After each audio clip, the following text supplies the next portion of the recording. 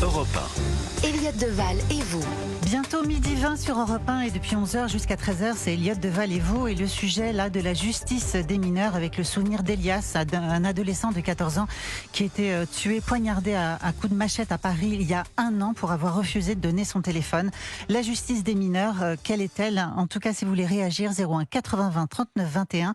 Et on est avec nos deux chroniqueurs, Thomas Bonnet et Georges Fenech. Et on ne peut qu'avoir évidemment des tendres pensées pour la famille d'Elias. Pensées également pour le courage absolu de la mère d'Elias qui a pris à de nombreuses reprises la parole parce que elle considérait évidemment qu'il y avait de multiples failles et qu'il fallait en urgence revoir tout l'arsenal judiciaire notamment pour éviter que Elias ne soit pas mort pour rien. Donc ce samedi midi, permettez-moi d'avoir évidemment une pensée tendre pour toute la famille d'Elias et pour tous les camarades du club de foot, du Pitre-Héolier Football Club, qui est un club familial en plein cœur de Paris.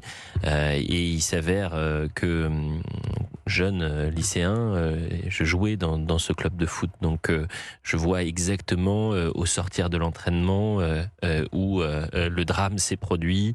Et lorsque nous avons eu à le traiter il y a 1 an, j'ai découvert à l'antenne qu'Elias jouait dans ce club. Donc évidemment, vous êtes encore un peu plus marqué par ces faits.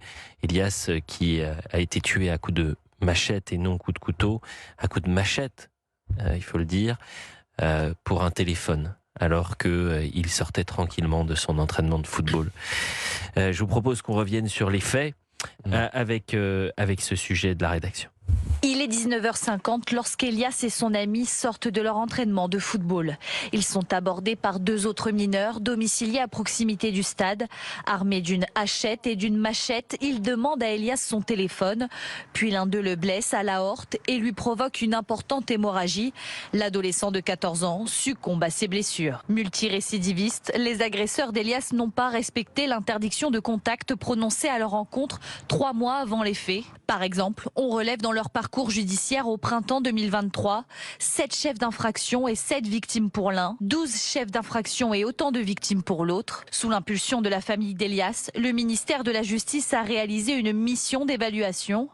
À la lecture de ce rapport, Stéphanie Bonhomme estime que la justice n'a pas protégé son fils. C'est vraiment la chronique d'une mort annoncée. Les juges des enfants ont, malgré la dangerosité montante des 2 assassins d'Elias, répéter la même mesure. Mise en examen pour extorsion avec violence ayant entraîné la mort et violence sans incapacité totale de travail sur mineur de 15 ans.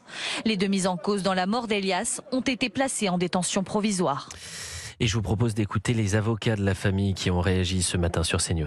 Ce rapport, en fait, il met en lumière une chaîne éducative et judiciaire qui est sous contrainte permanente. Il met en avant des effectifs saturés, la lenteur des décisions, la coordination déficiente et des réponses éducatives qui sont partielles.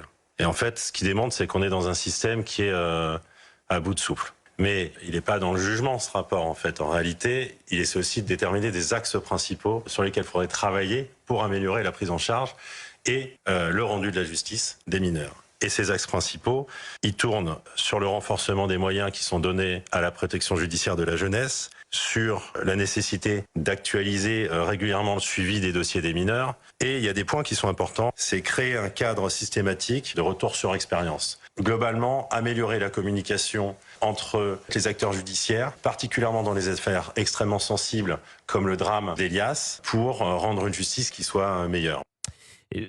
Pardonnez-moi, je rappelle ce chiffre. 79% des Français veulent suspendre l'excuse de minorité pour les mineurs auteurs de crimes graves. Sondage que nous avons publié en novembre dernier. Georges Fenech. Je vous ai dit tout à l'heure, Elliott, que je ne m'étais jamais en colère. Là, je suis vraiment en colère.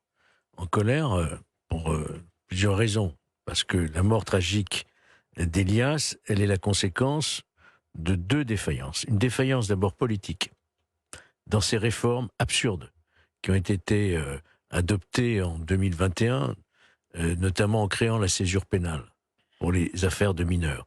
C'est-à-dire que les auteurs de l'assassinat d'Elias étaient déjà sous jugement déclaratif de culpabilité Mais le tribunal ne pouvait pas, les condamner parce que on a divisé en deux le procès. Il fallait attendre une autre audience quelques mois plus tard pour pouvoir les condamner à une peine. Donc s'ils avaient pu le juger normalement, je dirais, c'est-à-dire déclaration de culpabilité le même jour avec la condamnation, il y a quelque chance quand même que ces individus, ces jeunes individus, ne soient pas en liberté. Ça, c'est la première responsabilité. Et la deuxième responsabilité, elle est judiciaire. Comment ordonner un contrôle judiciaire avec interdiction de se voir à deux individus, jeunes individus qui habitent dans la même tour, dans le même immeuble? On voit bien là qu'il y a une défaillance. Et d'une manière plus générale, lorsque le politique se décide tout à coup à réparer quelques erreurs législatives, comme ça a été le cas de M. Attal, et qui a déposé une proposition de loi, souvenez-vous, pour permettre à l'excuse légale, justement, atténuante de minorité, de pouvoir être écarté plus facilement. Vous l'avez rappelé, le sondage, ce que veulent les Français, et demander aussi qu'il puisse y avoir des comparutions immédiates pour ces mineurs délinquants. Le Conseil constitutionnel, toujours le même constitutionnel, fameux Conseil des sages, qui est aujourd'hui le super législateur, on peut dire, c'est pas celui qui contrôle la légalité de la loi, la Constitution, c'est devenu un super législateur qui dit ce qui est bien et ce qui n'est pas bien en réalité, a dit non, c'est retoqué, on ne touche pas à l'excuse atténuante de minorité. Voyez-vous, donc il y a de quoi vraiment être en colère quand on pense à la famille des victimes. Thomas Bonnet. Moi, je vais sortir du volet judiciaire, parce que Georges a très bien rappelé la chronique de ces défaillances. Mais je voudrais aussi revenir sur la responsabilité, j'allais dire presque morale et philosophique de nos responsables politiques.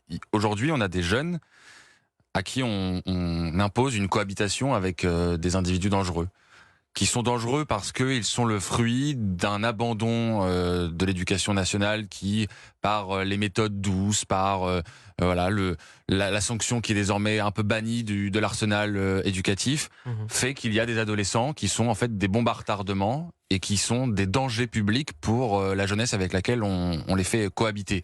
Vous parliez de votre expérience dans votre club de football. Il se trouve que j'ai une expérience similaire. Je jouais dans le club du 14e arrondissement, précisément là où c'est arrivé, là où Elias a été assassiné.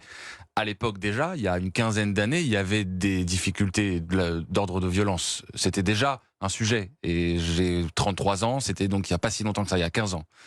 À l'époque, on était dans le registre de la bagarre, de l'insulte, ce qui était déjà déplorable. Mais déjà, certains alertaient à ce moment-là sur le fait qu'il y avait des fragmentations dans la population.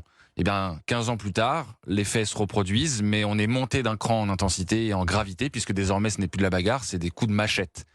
Donc voilà ce que l'irresponsabilité politique a amené, c'est-à-dire qu'aujourd'hui, des jeunes sans histoire, qui vont simplement à leur entraînement de football, à un match de football, sont susceptibles de rencontrer des individus face à eux qui vont les tuer. Faillite politique, faillite également médiatique, parce que il y a un an, jour pour jour, lorsque les médias parlaient de ce drame, c'était pas une attaque à la machette, mais c'était des coups de couteau. Non, c'est pas la même chose, un couteau et une machette. Et c'est la mère d'Elias qui, avec beaucoup de courage, l'a rappelé. Thomas Bonnet. Ils insistaient dans le récit qui était fait les premières heures après le drame, qu'il avait refusé de donner son téléphone, ce qui avait conduit au coup de couteau. Il y avait une sorte d'inversion des responsabilités dans ce drame terrible. Midi 28 sur Europe 1, ayons une pensée encore une fois pour la famille d'Elias, pour Elias, pour tous ses copains du foot.